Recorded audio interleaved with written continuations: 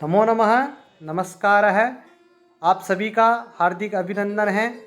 जयतु संस्कृतम जयतु भारतम। अहम डॉक्टर अभिनव उपाध्याय। आज हम संज्ञा विचार के बारे में पढ़ने वाले हैं। तो मित्रों, जब आप संस्कृत भाषा पढ़ रहे हैं, प्रारंभिक जो छात्र हैं उनके लिए इन विषयों को जानना बहुत ज़रूरी है। जो संस्कृत व्याकरण में प्रविष्ट हो रहे हैं, जो अपने अध्ययन को संस्कृत के प्रति बढ़ाना चाहते हैं, व्याकरण में निष्ठ होना चाहते हैं, उनके लिए ये विषय बड़ा महत्वपूर्ण रहने वाला है।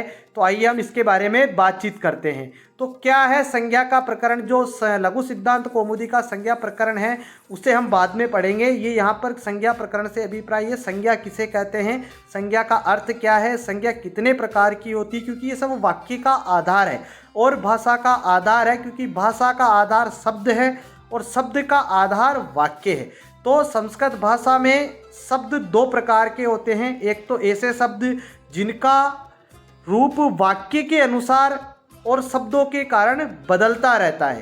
दूसरे ऐसे शब्द हैं जो रूप सदा एक से रहते हैं, कभी नहीं बदलते हैं। तो बदलने वाले शब्दों में संज्ञा, सर्वनाम, विशेषण तथा क्रिया है, जिसे हम आख्यात भी कहते हैं। ये चीज़ें बदलती रहती हैं।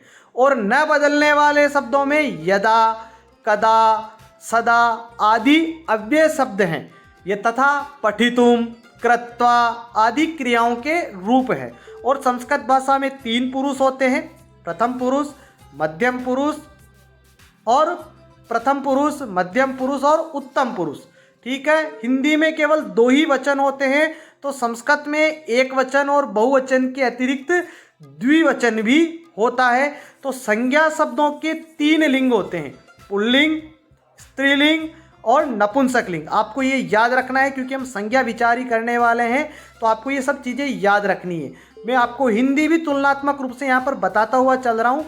हिंदी में कर्ता, कर्म आदि संबंध बताने के लिए संज्ञा शब्द के अथवा सर्वनाम शब्द के आगे ने, को, से आदि दिए जाते हैं। ठीक है, आदि जोड़ दिए जाते हैं, मतलब आदि इनको यहाँ पर जोड़ दिया जाता है। किंतु संस्कृत भाषा में इन संबंध को बताने के लिए या संज्ञा या सर्वनाम के रूप ही बदल देते हैं। यहाँ पर कोई चिन्ह, शब्द का चिन्ह नहीं जोड़ा जाता, यहाँ पर उस शब्द के रूप को ही बदल दिया जाता है। जैसे गोपाल, तो गोपाल से अभिप्राय है गोपाल ने, गोपालम तो इसका अभिप्राय है गोपाल को। इस प्रकार से यहाँ पर गोपालेन, गोपाल के द्वारा। तो यहाँ पर इस प्रकार से शब्द का रूप ही बदल दिया जाता है।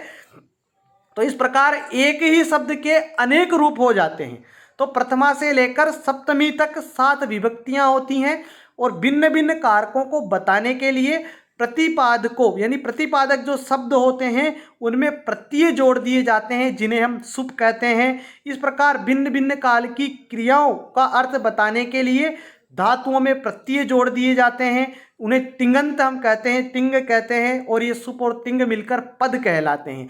तो आज हम इस सुप और तिंग यानी पद में आज हम संज्ञा के बारे में विचार करेंगे। किसे हम संज्ञा कहेंगे, संज्ञा क्या होती है, संज्ञा का अर्थ क्या है, संज्ञा का अभिप्राय क्या है। तो आइए हम जानते हैं संज्ञा का विचार। संज्ञायाः शाब्दिक अर्थ, संज्ञा का शाब्दिक अर्थ क्या है, ये आपके सामने लिखा हुआ है। सम उपसर्ग पूर्वकम ज्ञा धातु, अत्र जानने अर्थ में यानी ज्ञा धातु यानी बोधने अर्थ में, ज्ञा ज्ञाने अर्थ में यहाँ पर धातु का प्रयोग है। इत्युक्ते यह सम्यक ज्ञानम कारयति, अर्थात जो सम्यक ज्ञान कराने वाला है उसे हम संज्ञा कहते हैं। तो वो सम्यक ज्ञान किस प्रकार से होता है? वो सम्यक ज्ञान होता है किसी भी प्रकार की व्यक्ति हो, वस्तु हो, गुण, भाव या स्थिति का परिचय कराने वाले जो शब्द होते हैं उन्हें हम संज्ञा कहते हैं। तो आपको ये याद रखना है क्या कि किसी भी व्यक्ति, वस्तु, व्यक्ति, गुण, भाव, स्थिति का जो परिचय कराते हैं उनको हम संज्ञा कहते हैं। ये आपको यहाँ पर याद रखना है, आपके सामने लिखा हुआ भी है। अतः किसी भी वस्तु, व्यक्ति, गुण, भाव, स्थिति का परिचय कराने वाले शब्द को संज्ञा कहते हैं। संज्ञा का दूसरा पर्याय है नाम, अतः किसी भी व्यक्ति, वस्तु, स्थिति या गुण के नाम को हम संज्ञा कहते हैं। जैसे मान लीजिए दिल्ली किसी स्थान का नाम है, हमारे देश की राजधानी दिल्ली है, तो अब उस स्थान का जो नाम बता रहा है उसे दिल्ली, वो दिल्ली है, उसे हम संज्ञा कहेंगे, उसे हम संज्ञा कहेंगे। जैसे मान लीजिए सिंहः वनस्य राज्ञः अस्ति, शेर जंगल का राजा है। तो शेर क्या है? किसी वस्तु, किसी व्यक्ति का, किसी प्राणी का नाम है। तो वहाँ पर हम उसे शेर को, सिंह को संज्ञा कहेंगे। सिंह किसी प्राणी विशेष की संज्ञा हो गई, क्योंकि सिंह एक प्राणी में आता है, प्राणियों की श्रेणी में आता है। उन्हीं प्राणियों की श्रेणी में हमने उसको एक नाम दे दिया जिसे हम सिंह कहते हैं, शेर कहते हैं। तो वो क्या हो गया? वो उसकी संज्ञा हो गई। आइए हम आपको उदाहरण के द्वारा स्पष्ट करते हैं। जैसे गाय एक उपयोगी पशु है। मैं यहाँ पर आपको संस्कृत में भी बता सकता हूँ, परंतु जो नए प्रविष्ट छात्र हैं उनके लिए यहाँ पर अनुवाद विधि से बताना मेरे को श्रेयस्कर लगा, इसलिए छात्र हित को देखते हुए मैंने ऐसा किया है। संस्कृत में यदि हम इसको देखेंगे तो गो एका उपयोगी पशु वर्तते। तो हम यहाँ देख रहे हैं गाय एक उपयोगी पशु है। तो यहाँ पर जो ये चिन्हित शब्द है ये संज्ञा है। मोहन दिल्ली में निवास करता है। तो मोहन किसी व्यक्ति का नाम है। तो किसी व्यक्ति का नाम है तो व्यक्ति क्या हो गया? एक व्यक्ति वाचक है, तो उसको हमने नाम दे दिया मोहन, तो एक विशिष्ट हो गई, उसकी संज्ञा हो गई। दिल्ली किसी स्थान का नाम है, स्थान को हमने संज्ञा दे दी, एक नाम दे दिया दिल्ली, तो वो संज्ञा हो गई उस स्थान की। निवास जगह का नाम जगह है, लेकिन एक हमने उसको स्थान दे दिया निवास, धर्मशाला, तो उसकी संज्ञा से हमें पता चल रहा है कि उसका अभिप्राय क्या है। ये आप विषय को समझ गए होंगे। अब हम आगे देखेंगे संज्ञा के भेद कितने हैं। संज्ञा, अब ये संज्ञा तो हमने जाना कि संज्ञा किसे कहते हैं। संज्ञा हमने जाना कि संज्ञा किसी व्यक्ति, वस्तु, गुण, भाव, स्थिति का परिचय कराने वाले शब्द को संज्ञा कहते हैं। लेकिन अब हम यहाँ जानेंगे कि ये तो संज्ञा तो हो गई, लेकिन अब आगे हमें ये देखना है कि संज्ञा के भेद कितने हैं। तो संज्ञा के मुख्य रूप से 3 भेद हैं। कौन कौन से भेद हैं वो हम आपको बताते हैं। पहला है व्यक्तिवाचक संज्ञा, दूसरा है जातिवाचक संज्ञा, तीसरा है भाववाचक संज्ञा। तो आइए अब हम पहले एक एक करके इन सभी संज्ञाओं के बारे में जानते हैं।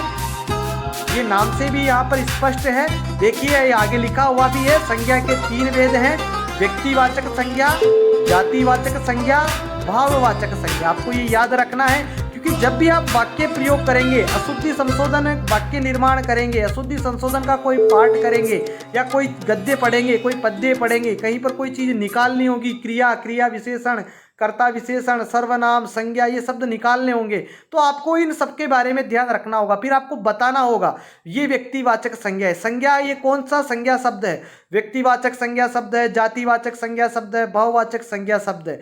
इन सब चीज़ों को आपको ध्यान में रखना होगा, क्योंकि हमारी एनईटी नई जो शिक्षा नीति आई है उसमें सीधा सा प्रावधान है कि अब जो शिक्षकों की भर्ती होगी इसमें इंटरव्यू रखा जाएगा, और इंटरव्यू में यही चीज़ें पूछी जाती है, सरल चीज़ों को ही इंटरव्यू में पूछा जाता है, प्रारंभिक ज्ञान को ही वहाँ पर जाना जाता है कि छात्र को प्रारंभिक ज्ञान है या नहीं है। आपको कोई श्लोक दे दिया जाएगा, कोई सुभाषित दे दिया जाएगा, फिर उसमें किसी शब्द को पूछा जाएगा, अच्छा बताइए इसमें संज्ञा शब्द कौन सा है। फिर आपने वहाँ पर बता दिया कि ये सिंह संज्ञा शब्द है, तो फिर वो पूछेंगे ये कौन सा संज्ञा शब्द है।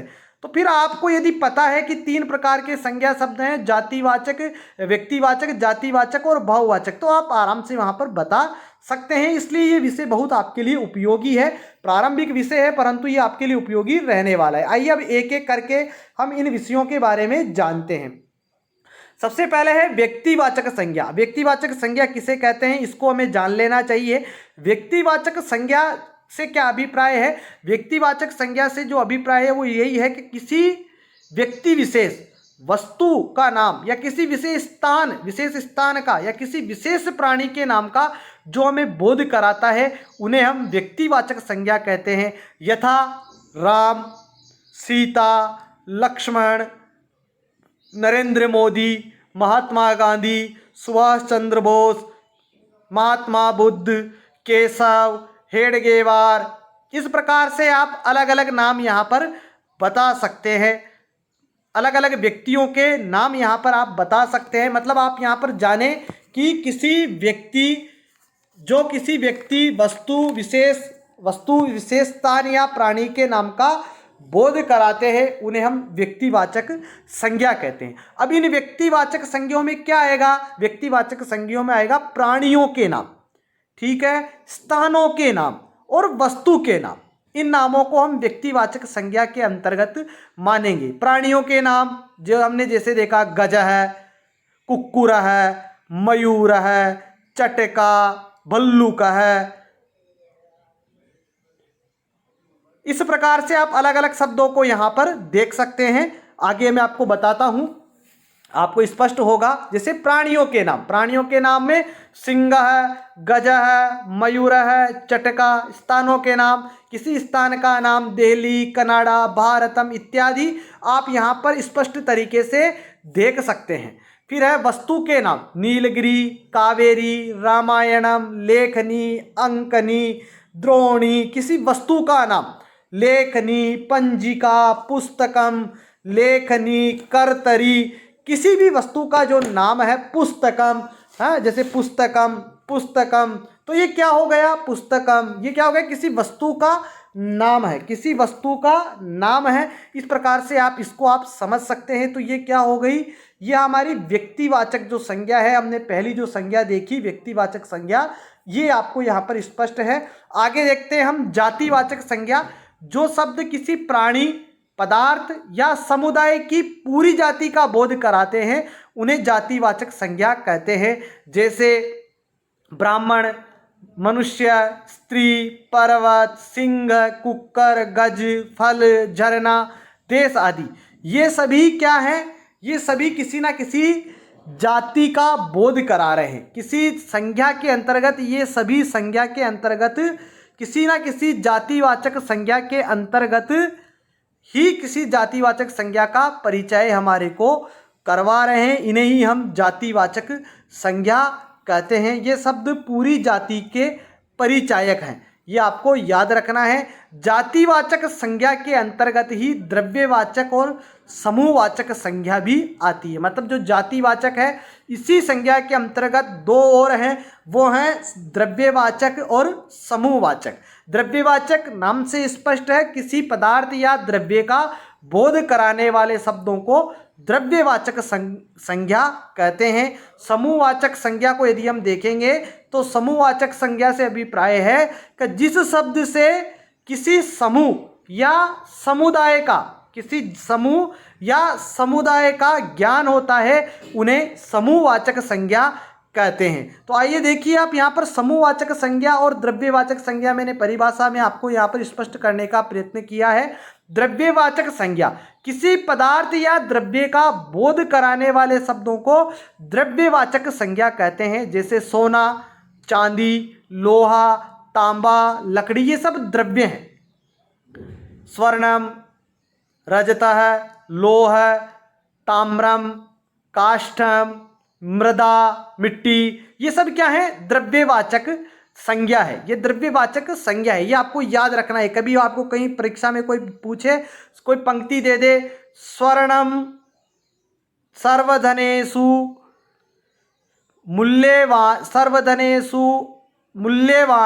मूल्यवानम अस्ति, तो वो पूछ ले स्वर्णम ये किस प्रकार की संज्ञा है, तो आपको याद रहना चाहिए द्रव्यवाचक संज्ञा है।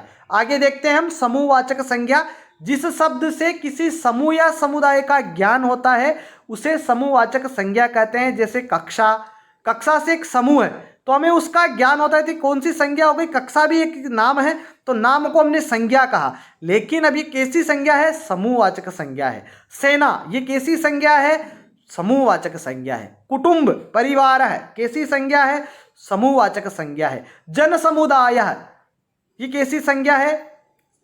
समुदायवाचक संज्ञा है। इस प्रकार से आप देख सकते हैं। किसी संगठन है, कोई संगठन है, तो वो कैसा है? समुदायवाचक, समूहवाचक वहाँ पर संज्ञा हुई है, ये आपको ध्यान रखना है। आइए अब हम जानते हैं, हमने 3 संज्ञा के बारे में जाना था, 3 संज्ञा के भेद बताए थे। पहला बताया था हमने व्यक्तिवाचक संज्ञा, दूसरा बताया हमने आपको जातिवाचक संज्ञा, फिर जातिवाचक संज्ञा में भी हमने आपको 2 भेद बताए, द्रव्यवाचक और समूहवाचक संज्ञा। अब हम जानते हैं भाववाचक संज्ञा। ये जो संज्ञा है भाववाचक संज्ञा, ये बड़ी महत्वपूर्ण है, आपको ध्यान रखना है। बहुत से छात्र यहाँ पर भ्रमित रहते हैं क्योंकि ये इसमें बहुत से विषयों का समायोजन किया जाता है। भाव संज्ञाओं की रचनाएं भी की जा सकती है, भाववाचक संज्ञाओं की रचना भी की जा सकती है। जो पहले जातिवाचक में आए थे वो जातिवाचक संज्ञाएं भाववाचक संज्ञा में परिवर्तित हो जाती है। कुछ सर्वनाम शब्द भी हैं जो भाववाचक संज्ञा में आ जाते हैं, कुछ विशेषण हैं जो भाववाचक संज्ञा में आ जाते हैं, कुछ अव्यय हैं जो भाववाचक संज्ञा में आ जाते हैं, कुछ क्रियाएं हैं जो भाववाचक संज्ञाओं में आ जाती है। आइए हम यहाँ पर एक एक करके जानते हैं। सबसे पहले हम जानते हैं भाववाचक संज्ञा किसे कहते हैं। किसी गुण, दशा, कार्य, भाव या स्वभाव का बोध कराने वाले शब्दों को भाववाचक संज्ञा कहते हैं। मतलब भावों को देखा नहीं जाता है, भाव को अनुभव किया जाता है। किसी गुण को हम मतलब कोई प्रत्यक्ष नहीं होता है, उसे अनुभूत किया जाता है। कोई दशा होती है उसे अनुभूत किया जाता है, कोई कार्य होता है उसे अनुभूत किया जाता है, स्वभाव इसे अनुभूति की जाती है। तो ये देखा नहीं जाता, ये भाववाचक है, इनको हम भाववाचक संज्ञा कहते हैं। जैसे उदाहरण के रूप में हमने आपके सामने लिखा है कौन कौन से भाववाचक, जैसे गुण को लेकर कोई गुण है, गुणवाचक जो शब्द हैं वो भाववाचक संज्ञा में आएंगे। जैसे लंबाई, चौड़ाई, गोरा, सुंदरता, ये सब गुण हैं। होशियार, उत्तम है, ये सब क्या है, गुण है। दोष, कुरूपता, चतुरता, ईर्ष्या, अनुसूया, ये सब क्या है, दोष हैं। दशा, बुढ़ापा, यौवन, ये सब क्या है, ये दशा है। तो ये कैसी दशा है, ये भाववाचक दशा है, भाववाचक संज्ञा होगी इनकी। ये दशा की, दोष की, गुणों की, इनकी सबकी, भाव की, कार्य की, इन सब की कौन सी संज्ञा होगी, भाववाचक संज्ञा होगी। ये आपको यहाँ पर याद रखना है। आइए आगे भी देखते हैं। जैसे भाव, आशा, स्वार्थ, शत्रुता, क्रोध, शांति, ये सब क्या है, भाव है। तो इनकी कौन सी संज्ञा है, भाववाचक संज्ञा है। कार्य, सहायता, प्रशंसा, सलाह, मार्गदर्शन, पढ़ना, ये क्या है, कार्य हैं। तो ये कैसा है, ये भाववाचक है। खेलना, ये क्या है, भाववाचक संज्ञा है। ये आपको ध्यान रखना। खिलाता है, तो ये क्या है, भाववाचक संज्ञा है। अब आपको यहाँ पर भाववाचक संज्ञाओं में क्या ध्यान रखना है कि व्यक्तिवाचक संज्ञा का जातिवाचक के रूप में प्रयोग हो जाता है। जैसे मान लीजिए कोई व्यक्तिवाचक संज्ञा है जो हमने पहले पढ़ी थी, मैंने आपको शुरू में भी बताया कि व्यक्तिवाचक जब भाववाचक संज्ञा प्रारंभ हुई थी उसी समय आपको मैंने शुरू में भी बताया कि भाववाचक संज्ञाओं में परिवर्तन हो जाता है, भाववाचक संज्ञाओं को निर्माण किया जा सकता है। तो अब व्यक्तिवाचक संज्ञा का जातिवाचक के रूप में प्रयोग हो रहा है। कई बार क्या होता है, कोई व्यक्तिवाचक संज्ञा जातिवाचक के रूप में प्रयुक्त होने लगती है। जैसे कहा जाता है विभीषणों से बचो, विभीषणों से बचो। अब यहाँ पर समझना चाहिए कि विभीषणों से क्या अभिप्राय है। विभीषण देखिए किसी व्यक्ति का नाम है, किसी व्यक्ति का नाम है विभीषण, और यहाँ पर प्रयोग किया गया है कि विभीषणों से बचो। तो यहाँ पर हमारे को इसको उदाहरण के रूप से हम देखना चाहेंगे कि ये जो व्यक्तिवाचक संज्ञा थी ये जातिवाचक के रूप में प्रयुक्त हुई है और ये कई बार जातिवाचक के रूप में बदल गई है। तो यहाँ पर आप देख सकते हैं कि जातिवाचक के रूप में कैसे प्रयोग हुआ, विभीषणों से बचो। तो यहाँ पर जो विभीषण है, ये विभीषण, आगे का जो दूसरा उदाहरण है, दोनों को आपको एक साथ समझाता हूँ कि नेताजी के बलिदान से धरती पर अनेक सुभाष पैदा हो गए। तो नेताजी के बलिदान से धरती पर अनेक सुभाष पैदा हो गए। तो अब यहाँ पर आप ये देख रहे हैं कि जो अनेक सुभाष है इससे क्या अभिप्राय है। तो यहाँ पर विभीषणों और सुभाष क्रमशः घर भेदियों, यानी विभीषण जो है वो घर भेदिये का संबोधन हो गया है। विभीषण किसी व्यक्ति का संबोधन नहीं रहा है, यहाँ पर हो गया है जो घर का भेद करता है। ग्रह से भेदम यह करोति ग्रह भेदी तद भवति। पुनः नेताजी से क्या अभिप्राय हो गया, क्रांतिकारी के लिए प्रयुक्त होने लगा है। यानी विभीषण का जो प्रयोग है वो जाति के रूप में प्रयोग होने लगा है अब, और नेताजी है वो भी एक जातिवाचक संज्ञा के रूप में इसका प्रयोग होने लगा है। कैसे होने लगा है आपको स्पष्ट हो गया है। यानी विभीषण किसी व्यक्तिवाचक संज्ञा का नाम नहीं है। अब विभीषण किसी के लिए कहते हैं अरे यार वो तो किसी हम कहते हैं वो तो विभीषण है, तो वो विभीषण से क्या हो गया, वो जातिवाचक हो गए। यानी घर भेदी को हम विभीषण कहने लग गए। नेताजी यानी क्रांतिकारी, है ना। इस प्रकार से यहाँ पर ये आप समझ सकते हैं। आगे भी हम आपको बताएंगे कि जो जातिवाचक संज्ञा है, जातिवाचक संज्ञा का व्यक्तिवाचक रूप में भी प्रयोग होने लगता है। यहाँ पर आपने देखा कि व्यक्तिवाचक संज्ञा का जातिवाचक के रूप में प्रयोग हुआ। अब देखेंगे आप व्यक्तिवाचक संज्ञा का जातिवाचक संज्ञा के रूप में किस प्रकार से प्रयोग होता है। देखिए कि जातिवाचक, कई बार जातिवाचक संज्ञा का प्रयोग किसी व्यक्ति विशेष के लिए होने लगता है। जैसे उन दिनों पंडित जी देश के प्रधानमंत्री थे।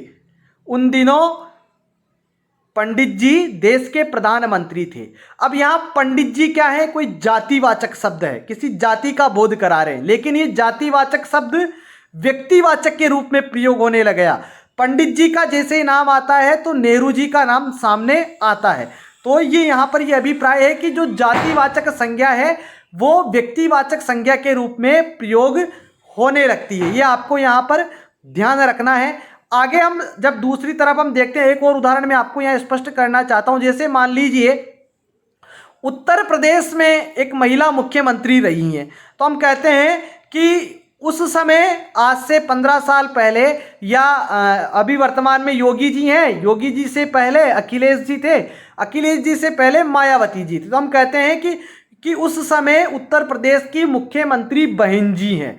तो बहन जी शब्द क्या है, कोई जातिवाचक शब्द है, लेकिन ये व्यक्तिवाचक के रूप में प्रयोग होने लगा है। इस प्रकार से यहाँ पर ये आपको ध्यान रखना है। जैसे महात्मा के रूप में आप समझ सकते हैं, महात्मा ने देश आज़ादी में अपना योगदान दिया। अब महात्मा क्या है, कोई जाति का सूचक है, लेकिन ये जाति का जो सूचक शब्द है ये किसी व्यक्ति के लिए प्रयोग में आने लगे, यानी वो व्यक्तिवाचक संज्ञा बन गया है। इस प्रकार से आप ध्यान दे सकते हैं। आगे है कि भाववाचक संज्ञा का जातिवाचक रूप में प्रयोग।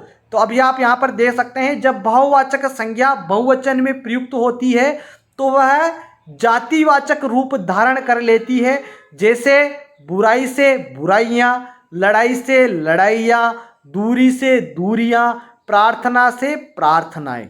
यानी आपको यहाँ पर ये समझना है कि जब भाववाचक संज्ञा एक वचन की जगह है बहुवचन में प्रयोग होती है तो वह जातिवाचक रूप धारण कर लेती है। ये आपको ये समझना है। फिर हम आगे आपको बता रहे हैं कि भाववाचक संज्ञाओं की रचनाएं भी की जा सकती है। कुछ भाववाचक संज्ञाएं होती हैं जो परंपराओं से आई है, जो रूढ़ से मिली है, जो निरंतर चली आ रही है तथा निर्मित भी है पहले से ही, और कुछ निर्मित भाववाचक संज्ञाएं भी हैं जिनको हम निर्माण कर सकते हैं, जिनका निर्माण किया जा सकता है। वो 5 प्रकार के शब्दों से बनती है। कौन कौन से वो 5 प्रकार के शब्द हैं वो देखिए। जातिवाचक संज्ञाओं से, सर्वनामों से, विशेषणों से, अव्ययों से, क्रियाओं से। इस प्रकार आपने यहाँ पर ये जाना। आपको ये जो पढ़ाया है ये आप इसको लिखा हुआ भी पढ़ सकते हैं। इसके लिए मैं अंत में वीडियो के डिस्क्रिप्शन में आपको एक लिंक दूंगा, उस पर आप क्लिक करें और आप जाकर मेरी ब्लॉग पर आप उसे आप पढ़ भी सकते हैं, टेक्स्ट पढ़ भी सकते हैं। उसे कॉपी कर कर आप आपके नोट्स में उसे आप PDF बनाकर सुरक्षित भी रख सकते हैं। धन्यवाद। हम आगे के विषय पे आगे का जो हम पढ़ेंगे विषय वो सर्वनाम होगा। सर्वनाम का अर्थ, प्रयोग, उसके बाद विशेषण के बारे में पढ़ेंगे। फिर हम संज्ञा प्रकरण के बारे में अच्छे से जानकारी करेंगे। जय तु संस्कृतम, जय तु भारतम, वंदे मातरम, भारत माता की जय। नमः।